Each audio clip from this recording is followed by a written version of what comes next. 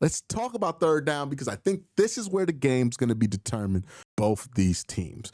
The Bengals pass protection in third down dips a considerable amount. The reason that is on third down is because Joe Burrow's time to throw goes up from 2.71 to 2.91 on third down situations. I think this is because Joe Burrow and the Cincinnati Bengals love to take home run shots on third down. Last year, Joe Burrow had 13 passing touchdowns in third down. That's the most out of any quarterback in the NFL. And that's a huge part to their strategy. They like to take chunk plays on third down. It makes sense because that's when the defense is going to be at their most aggressive.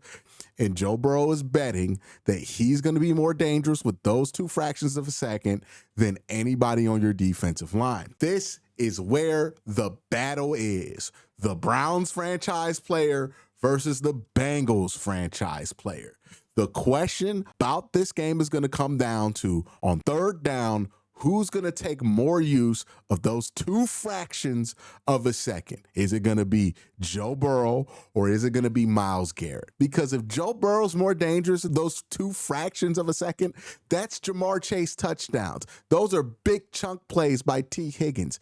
Those are points on the board for the Cincinnati Bengals. If MYLES GARRETT is more dangerous in those 2 fractions of a second, that millisecond where Joe Burrow holds to see if something happens downfield, well, then those can turn into strip sacks. Those can turn into interceptions, tips, overthrows. All of this stuff can flip the game tremendously. And it's not just MYLES GARRETT. You have to consider, look, the Browns were number 1 in the NFL last year in quarterback pressure percentage, and they've added a top 5 pick to that defensive line. Other thing to consider is that the Browns' average time to pressure last year was 2.71. Does that number sound familiar to you? Because it sounds familiar to me, because 2.71 is also the average time to throw for Joe Burrow. This game is going to come down to fractions of a second, right?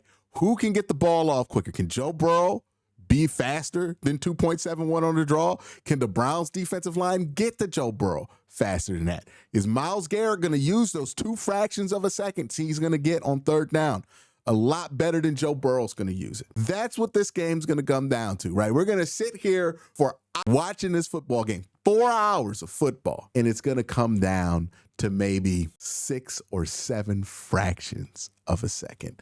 And that is the beautiful science of football.